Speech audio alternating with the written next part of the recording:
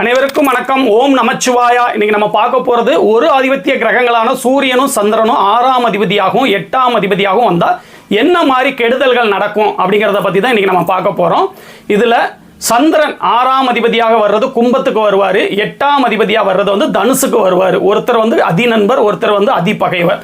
அடுத்து சூரியன் 8ஆம் அதிபதியாக வந்து மகர லக்னத்துக்கும் 6ஆம் அதிபதியாக மீன லக்னத்துக்கும் வருவார். இதுலேயும் வந்து ஒருத்தர் வந்து நண்பர், இன்னொருத்தர் வந்து ஜென்ம பகைவர். இந்த மாதிரி அடிப்படையில் வரும். இப்போ நண்பராக இருந்தாலும் மீன லக்னக்காரங்களை விட்டு வச்சிருவாரா அப்படின்னா அப்படிலாம் பெருசாக விட்டு வைக்க மாட்டாருங்க. சுபத்துவமாக இருந்தால் ஓரளவு சுப கடன்கள்னால முன்னேற்றம் இந்த மாதிரி விஷயங்களை வந்து நண்பருங்கிற காரணத்தினால சுபத்துவமாக இருக்கும்போது கொடுப்பாரு. பாவத்துவமாக இருக்கிறதெல்லாம் நண்பர்லாம் பார்க்க மாட்டாருங்க. குருவுடைய லக்னமாகவே இருந்தால் நண்பர்லாம் பார்க்க மாட்டார். கடனால சீரழிவு, பிரச்சனை, வம்பு வழக்கு, அசிங்க அவமானம் எல்லாத்தையுமே 6ஆம் இடத்து பலன்களை கொடுக்க தான் செய்வார். இயல்பாக இருந்தால் என்னங்க செய்வார்? இயல்பாக இருந்தால் நண்பருங்கிற முறையில் கொஞ்சம் கடுமை காட்டாமல் கொஞ்சம் கொடுத்து அப்படி பொறுமையாக நடந்துக்கிற அமைப்புகளில் வந்து அது சூரியன் வந்து பண்ணுவார். இப்போ சனியுடைய லக்னங்களுக்கு எடுத்துக்கோங்களா. இப்போ மகர லக்னத்துக்கு அட்டமாதிபதியாக வரக்கூடிய சூரியன் அவர் பாவத்துவமாக இருந்தால் அவர் மீன லக்னத்துக்கு செய்கிறதை விட பல மடங்கு துன்பத்தை வந்து இந்த சூரியன் வந்து கொடுக்க பார்ப்பாருங்க. அதே நேரத்தில் அவர் பாவத்துவமாக இருக்கிறதுல பேயாட்டம் ஆடுவார். சுபத்துவமாக இருக்கும்போது கூட இரு கைகளும் கட்டப்பட்ட நிலைமையில நன்மைகளை கொடுத்துருவாரான்னு கேட்டால் கொடுக்க மாட்டாருங்க. தீமைகளை குறைச்சி செய்வார். மற்றபடி நன்மைகளெல்லாம் பெரிய அளவுக்கு வந்து கொடுக்கணும்னா அதிக சுபத்துவமாக இருக்கணும். சூரியன் வந்து எப்படி இருக்கணும்னா குருவை அஸ்தங்கப்படுத்தி, சுக்கிரனை அஸ்தங்கப்படுத்தி, பௌர்ணமி சந்திரனுடைய நேரடி பார்வையில் இருந்து இந்த மாதிரி இருந்தால் கூட அவர் வந்து நல்ல மனசோட வந்து அந்த லக்னத்துக்கு வந்து செய்யணுங்கிற நிலைமையில இருக்க மாட்டார். கெடுதல் செய்கிற கை கட்டப்பட்ட நிலைமையில இருப்பார். பரவாயில்லாமல் ஒரு ஓரளவு வந்து நன்மைகளை கொடுக்க பார்ப்பார். இந்த மாதிரி தாங்க இருக்கும். இப்போ அப்படி சந்திரனுக்கு வாங்க.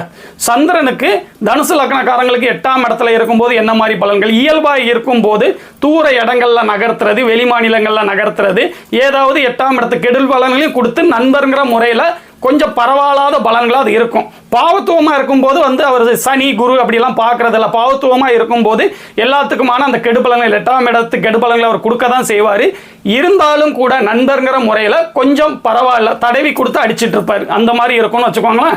இப்போ சனிக்கு அப்படியே வந்துருங்க. இப்போ கும்ப லக்னத்துக்கு 6ஆம் அதிபதியாக வரும்போது அவர் இயல்பாக இருந்தாலே கடுமையான கெடுபலன்கள். கும்ப லக்னத்துக்கு சந்திர தசை வரவே கூடாதுங்க. வந்தால் நல்லா இருக்காதுங்க. அதிக சுபத்துவமாக இருந்தால் பரவாயில்லை. அதே இது பாவத்துவமாக இருந்தால் அவ்வளோதான், நடு ரோடு தான். இந்த மாதிரி தான் இருக்கும் கும்ப லக்னத்துக்கு. சந்திரன் 6ஆம் இடத்தோட தொடர்பில் இருந்து பாவத்துவமாக இருந்தார்னா கடுமையான கடன் பிரச்சனை, கோர்ட்டு கேஸு, வம்பு வழக்கு, அசிங்க அவமானம், உடல் ஆரோக்கிய கோளாறு சகலத்தையும் கொடுத்துருவார். இந்த மாதிரி தான் இருக்குங்க. அதே நேரத்தில் இயல்பாக இருக்கும்போது கடுமையான பலன்கள் இருக்கும். அதீத சுபத்துவமாக இருக்கும்போது மட்டும் கொஞ்சம் பரவாயில்லாத பலன்கள் தான் இருக்கும். அப்பவும் வந்து கெடு பலன்களை கொடுக்க மாட்டாரா? கொடுப்பாரு.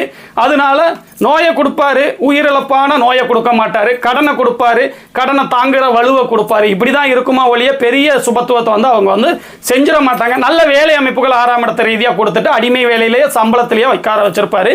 தொழில் அதிலெல்லாம் வந்து பெருசாக ஜொலிக்க விட மாட்டார். இப்படி தான் இருக்கும். இதுக்கு வந்து நான் சில உதாரணத்தை சொல்கிறேன். ஒரு உதாரண ஜாதகத்தையும் போட்டால் தானே புரியும். சந்திரன் சுபத்துவமாக இருந்தும் ஏன் முன்னேறலை, அந்த சந்திர திசை எப்படி படுத்துது அப்படிங்கிறதுக்கு வந்து ஒரு உதாரண ஜாதகத்தை நான் போட போகிறேன். அதுக்கு முன்னாடி வந்து இப்போ பிரபலங்களே எடுத்துக்கிறோங்களேன். எல்லா காலமும் வந்து அவங்க பீக்கில் இருக்கிறாங்களா? எந்த துறையினாலும் எடுத்துக்கோங்க. சரி, ஸ்வினி ஃபீல்டே எடுத்துக்கோங்க. சூர்யா, விக்ரம், இந்த மாதிரி நபர்கள்லாம் ஒரு ஃபீல்டில், அதாவது பார்த்தீங்கன்னா ஒரு காலகட்டத்தில் கொடுத்த எல்லா படங்களுமே ஹிட்டு அப்படிங்கிறது ஒரு 10 வருஷ காலகட்டம் அப்படி தொடர்ந்து வராங்க. அதுக்கப்புறம் காணாமல் போயிடுறாங்க. அது எப்படி? இந்த பாவத்துவ 6-8 இயல்பான 6-8 தசாபுத்திகள் தாங்க காரணம். 1, 5, 9 இந்த மாதிரி நம்மளுக்கு ஃபேவரபிளான கிரகங்கள் தசை நடத்தும் போது பாவத்துவமாகவே இருந்தாலும் பெரிய கெடுபலங்களை கொடுக்காம லைஃப் அப்படியே ஸ்டாண்ட் பண்ண வைக்கும். ஆனால் நெகட்டிவாக இருந்து 6-8 இந்த தசாபுத்திகள் வரும்போது, இயல்பாக இருந்து வரும்போதும் நம்மளுக்கு அப்படி ஒன்றும் பெரிய முன்னேற்றத்தை வந்து அவர் கொடுக்க மாட்டாங்கங்க. இப்போ சூர்யாவும் விக்ரமும் சாப்பாடுக்கு கஷ்டப்படுற நபர்களா? இல்லை. ஏன்? லக்னாதிபதி அவங்களுக்கு வலுத்திருக்கும். எந்த நேரத்திலையும் சாப்பாடு துணிமணிக்கு கஷ்டப்படாத நபர்கள். இருந்தாலும் அந்த புகழுக்கு ஏங்கி மன சங்கடப்படும்ல, ஒரு ஹிட்டை கொடுக்க முடியலையே அப்படின்னு ஒரு சங்கடத்திலேயே வச்சிருக்கல. இது வந்து அவங்களுடைய நெகட்டிவ் காலகட்டம். அந்த தசாபுத்தி, நல்ல தசாபுத்தி நடந்த அந்த 10 வருட காலங்கள் வந்து எப்படி பீக்கில் இருந்தாங்களோ அதே மாதிரி சாதகமற்ற தசாபுத்திகள் வரும்போது அப்படியே ஃபீல்ட் அவுட் ஆவாங்கங்க. எந்த துறையாக இருந்தாலும் நீங்கள் எடுத்துக்கோங்க, இப்படி தான் இருக்கும். சில பேர் வந்து கடைசி வரைக்கும் சூப்பர் ஸ்டாராகவே இருக்காங்களே அப்படின்னா அடுத்தடுத்து நல்ல தசாபுத்திகள் வந்துக்கிட்டே இருக்குங்க. அந்த மாதிரி நபர்களுக்கு பார்த்தீங்கன்னா அது நீடித்து நிலைச்சிருக்கும். இதுவும் எல்லா ஃபீல்டுலையுமே வந்து பொருள். பொருந்தும், நீங்கள் பொருத்தி பார்த்துக்கோங்க. இப்போ அந்த நபருடைய ஜாதகத்தை வந்து நான் போடுறேன். ஜாதகத்தை போட சொல்கிறேன், எல்லாம் அதை பார்த்து தெரிஞ்சுக்கோங்க. லக்னத்தில் ராகு அமர்ந்திருக்கிறது லக்ன வலுவை குறைக்க தான் செய்வார், லக்னத்தோட வலுவை குறைக்க தான் செய்வார். அதே நேரத்தில் லக்னாதிபதி 12ஆம் இடத்துல மறைஞ்சி, சனி இயற்கை பாவி 12ஆம் இடத்துல மறைஞ்சி சுபத்துவமாக இருக்கிறது நல்ல அமைப்பு. இதை நீங்கள் புரிஞ்சுக்கணும். இந்த ஜாதகத்துக்கு நான் டிகிரி வேணாலும் வந்து நான் போட சொல்கிறேன், அப்போ தான் இது வந்து நல்லா புரியும். சந்திர தசை நடந்திருக்குங்க.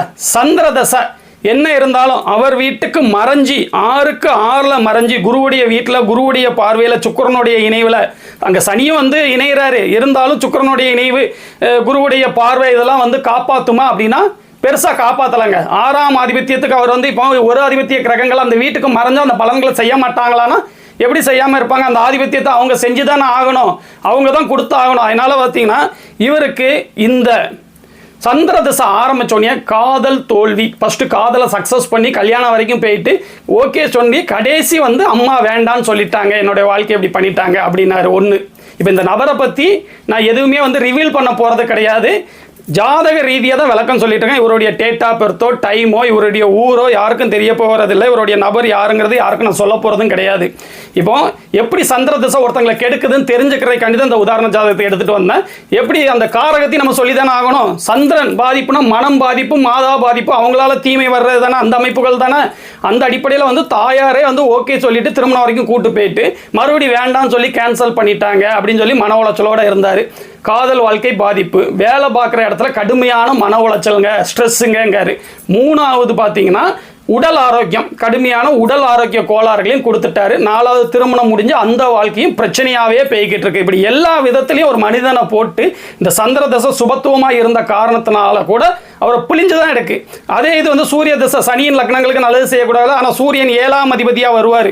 7ஆம் அதிபதியாக வந்து நீச்சனாக இருந்தால் கூட வேற எந்த விதத்திலையும் வந்து அவர் பாவர்கள் தொடர்பில்லாமல் இருக்கிறதுனால சூரிய திசை வந்து இவரை பெருசாக கெடுக்கலாங்க. சந்திர திசை வந்ததில் இருந்தது அந்த பிரச்சனை தொடருது.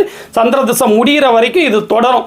இதுதான் சுபத்துவமா சந்திரன் இருந்தால் கூட கும்ப லக்னக்காரங்களுக்கு வளவே கூடாது அப்படிங்கிறதுக்கு இது ஒரு உதாரண ஜாதகம். இன்னொரு ஜாதகத்தில் இதில் சுவாரஸ்யமான விஷயம் வந்து இவர் கொடுக்கும்போது இவர் வந்து மகர லக்னமாக வந்து 29.5 டிகிரி அப்படி கொடுத்தாரு. நான் தான் வந்து லக்ன சந்தியில் இருக்கிற யாருக்குமே நேரடியான பலன்களை வந்து கன்ஃபார்ம் பண்ணாமல் சொல்ல மாட்டேன். அந்த அடிப்படையில் பார்த்தீங்கன்னா சந்திர திசை கெடுதல்கள் நிறைய செய்த சூரிய திசை எப்படி இருக்குன்னு கேட்டு சூரிய திசை நல்லா இருந்ததுன்னு சொல்லி சந்திர திசையில இருந்து தான் கெடுதல்கள் ஆரம்பிக்குதுங்கிறத கன்ஃபார்ம் பண்ணிக்கிட்டோம்.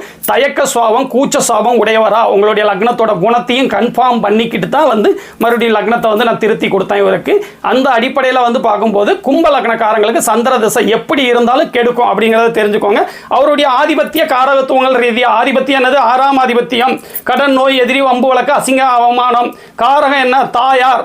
அதுக்கப்புறம் நம்மளுடைய மனசு. இது ரீதியான நல்ல விஷயங்கள் நடக்காதுங்க. இந்த மாதிரி சந்திரன் பாதிப்போட தசை நடத்துகிற நிறைய பேரை நாங்கள் பார்த்துருக்கோம். என்ன நடக்கும்னா அவங்களுடைய சுய லாபத்துக்காண்டி பெண் பிள்ளைகளை வந்து கெட்டி கொடுக்காமையும் வச்சுருப்பாங்க, ஆண் பிள்ளைகளை வந்து கெட்டி கொடுக்காமையும் வச்சுருப்பாங்க. நான் நிறைய பார்த்துருக்கேன். ஆண் பிள்ளைகளை வந்து அவங்களுடைய சம்பாத்தியத்தை கருத்தில் கொண்டு கடைசி வரைக்கும் திருமணம் பண்ணாமையே அவங்க கூடையே வச்சுட்டு இவங்க போய் சேர்ந்துருவாங்க தாயும் தகப்பனும். அதுக்கப்புறம் அந்த பிள்ளை வந்து எப்படி இருக்கும் அதெல்லாம் வந்து கவலைப்பட மாட்டாங்க. இதுதான் சூரிய சந்திரர்களோட நெகட்டிவ். இப்படி தான் நடக்கும். அடுத்து பெண் பிள்ளைகள் எடுத்தாலும் பார்த்தீங்கன்னா அதையும் வந்து வெளியில் கெட்டி கொடுக்காமையே 40 வயசு 50 வயசு வரைக்கும் வீட்டிலேயே வச்சுட்டு இவங்க காலம் வடிகிற வரைக்கும் கெட்டி கொடுத்தோம்னா அந்த பொண்ணு போய் அங்கே கஷ்டப்பட்டுருமோ, அதை அடிச்சிருவாங்களோ வச்சுருவாங்களோ அப்படின்னு பயந்துக்கிட்டே வீட்டில் வச்சுக்கிட்டே வந்து இப்படியும் நிறைய உங்களுக்கு தெரிஞ்சு கூட இந்த மாதிரி நபர்கள் உங்கள் ஏரியாவில் இருக்கலாங்க, இப்படி வச்சுருப்பாங்க.